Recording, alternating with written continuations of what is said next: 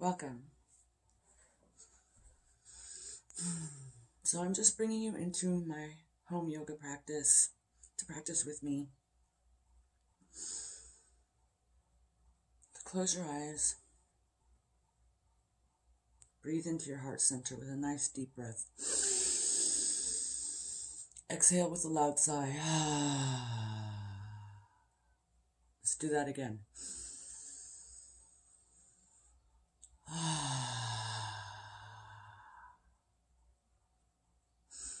One more deep breath.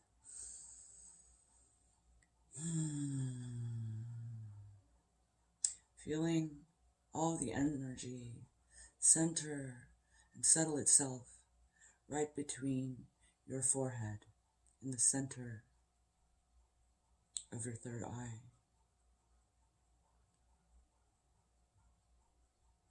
Now let's bring our palms to our chest. Lift your chest and pull your shoulders back. And let's do 3 ongs, that's O-N-G, pressing the tongue on the upper palate at the G to restore, replenish, decalcify your pituitary gland, regenerate the hormones that regulate your body. This can undo damages of our environment and make us more whole. So take a deep breath and feel the vibration as you ong. The vibration is releasing any calcification of your pituitary gland. Imagine it shaking it off. And imagine your pituitary gland swelling full of beautiful natural hormones that it will release into your system. Everything that you need to regulate your system and your body. Okay, so let's do this.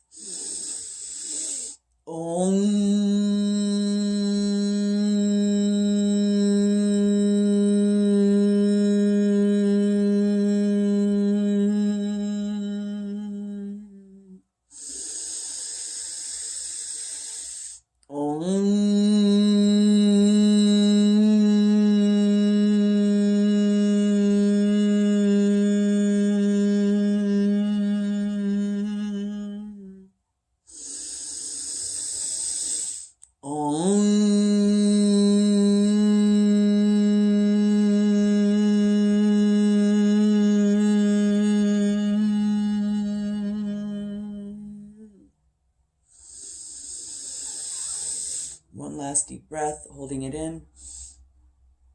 I bow to the rishis, yogis, and yoginis who came before us.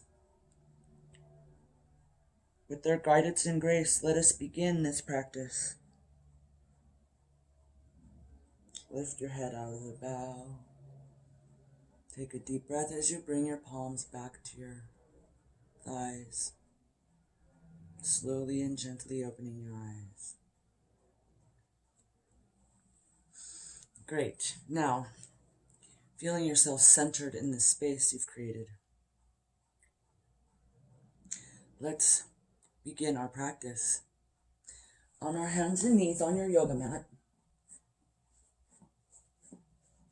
so that your arms are directly under your shoulders, palms spread wide, using your hand as though you're holding onto a basketball, so you're gripping the floor, engaging your muscles with both hands. And your knees are directly underneath your hips, pressing your feet into the floor. As you take a deep breath, lowering your chest towards the floor to lift your chin up and look out. This is called cow pose. Now this is cat. As you're arching your back up as you are afraid, fearful cat.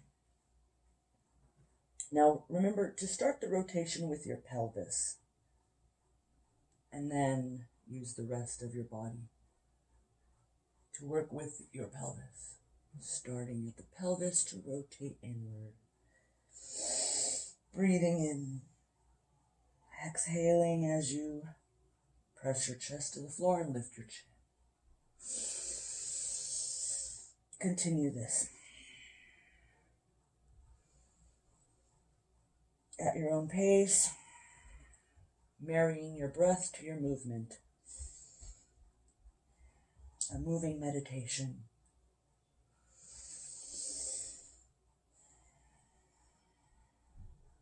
Great.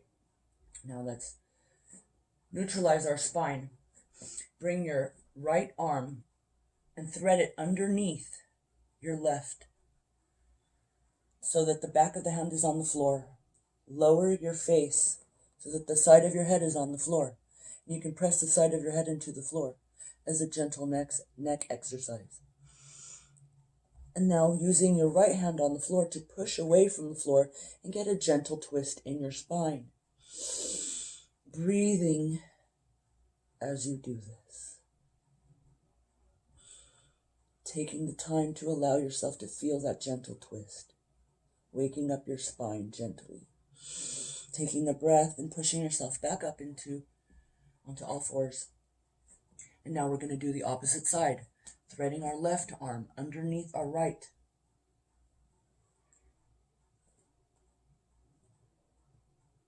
Using the left hand to allow yourself to twist a little deeper in this pose.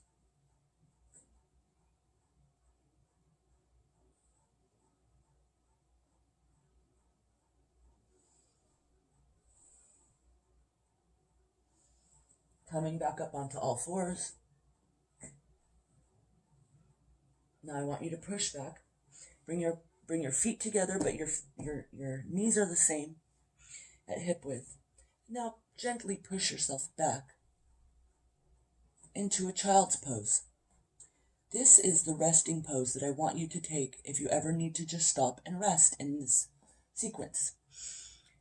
You can rest your forehead on the floor, but I like you to keep your arms engaged by tenting up your fingertips, and that way you can really feel your shoulder blades on your back. So while you're doing this, I want you to play with your shoulder blades on your back, waking them up and feeling them engage. You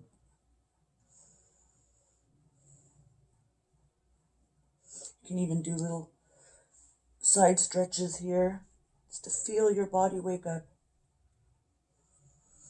And now come up onto all fours again. And tuck your toes under your feet. I'm going to put my hair in a ponytail. So now that your feet are tucked under, feel your hands really root into your mat now.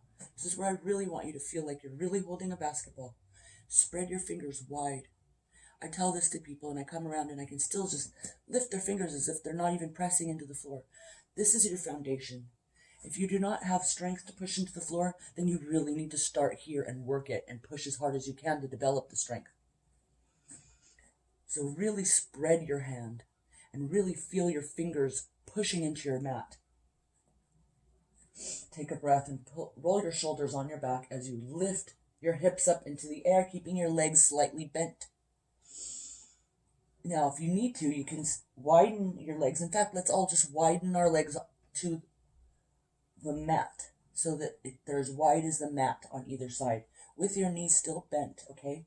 Pushing your hands, which are still only shoulder width apart, into the mat.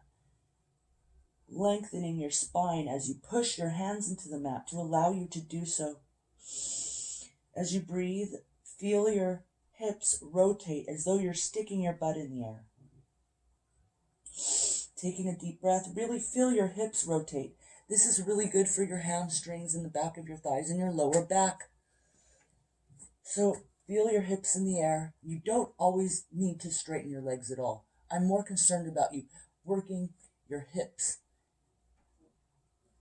So feeling this stretch, this is your first inversion. This is a way to get yourself upside down. It's very, very good for you. I really like to really press my hands into my mat to work my shoulder blades on my back and really lengthen my spine. Feeling my hips push higher as I lengthen my spine and work my shoulder blades on my back. Now, while we're here, I want to do a little foot warm-up. So turn your foot over so that your tops of your feet are on the mat. Just do one at a time for now, since you've never done this before. If you ever have worn high heels, this is going to be very intense. It's very, very good for you. Some people can fold their foot in half. Shoes deform our feet. Feel that. Push as much as you can into it. It's good for you, even though it hurts. Now turn it back, and let's do the other side.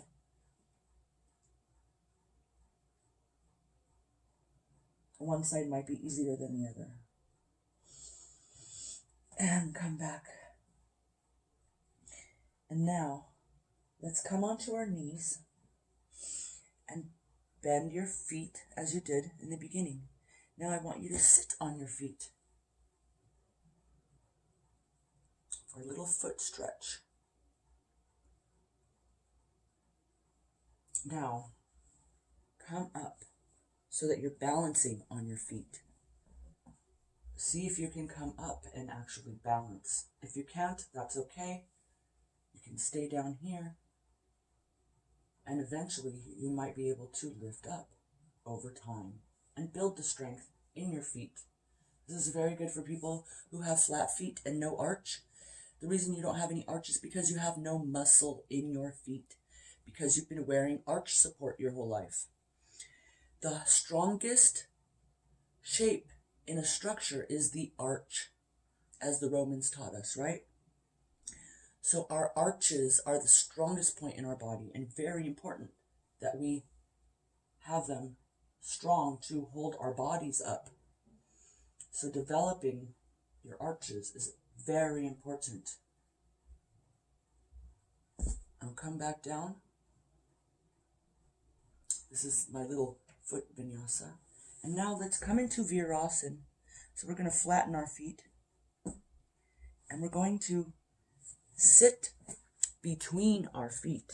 Show you at a different angle, okay? So you want to bring your knees together, and then you want to separate your feet. So while you're on your hands and knees, bring your knees together and separate your feet so that they're at angles outside of you. But their feet are flat on the floor, okay? And now that you sit between your feet, some people will need a block to sit on, which makes it easier because now your feet are separated by the block. And you probably will need it even a little wider. My butt is bigger than this block. So you need to have the space wider than your bottom so that your feet are next to your hips, flush with them. Okay? And that the tops of your feet are pushing into the floor and that they're flat. Now I like to come and, you just saw me, I like to adjust my toes in this so that they're all spread, and I can push the tops of my toes into the mat to lift myself. And I am warmed up now, so I don't need the block anymore, but I would say if you don't have experience in this and you have any lower back pain or your hamstrings are tight and you ever round your back, you want to sit up on a block until you loosen up, which might take forever. Some of us are tighter than others. It depends on how tall you are and how much you've done in your life to keep yourself stretchy. Some people are just not that way. Some people are more strong than they are flexible, which is better. It's better to be stronger than flexible, because bendy people are the ones that injure themselves and need hip surgeries. Yoga is not about becoming flexible. It's about marrying strength with flexibility evenly. One without the other is dangerous. I mean, strength without flexibility is not necessarily dangerous. It's just inhabiting. So, but being flexible without being strong can definitely ruin your body. Ligaments are not elastic. So, now I'm sitting between my feet. You have been in this pose a while already. So I just want you to continue to push the tops of your feet on the floor. If you need to come out of it for a moment, you can come out. But then just go right back into it. I like to do poses a few times to warm up, like I did it on the block first, before I sat in between my feet. Every day I do this pose, and every day I like to warm up and do it gently with my body. I got hit by a car in 2014, right in my knee, so I have sensitive knees. And this pose is why I don't get hip surgery. It restores all of the fluids by squeezing out your meniscus, so when you come out of it, it hurts, and that's all the fluids rushing back into your knee joint. So go ahead and stretch it out. It's all the synovial fluid coming back, and it's like a tune-up on your knees. You want to do that every day if you have knee problems. And like I said, you can sit up on 2 blocks if you need to. You can sit up as high as you need to start. But don't hurt yourself. And learning the difference between pain and ache is very important in yoga. So I'm just going to make that as my part 1 to the warm-up for this gentle fundamental yoga class.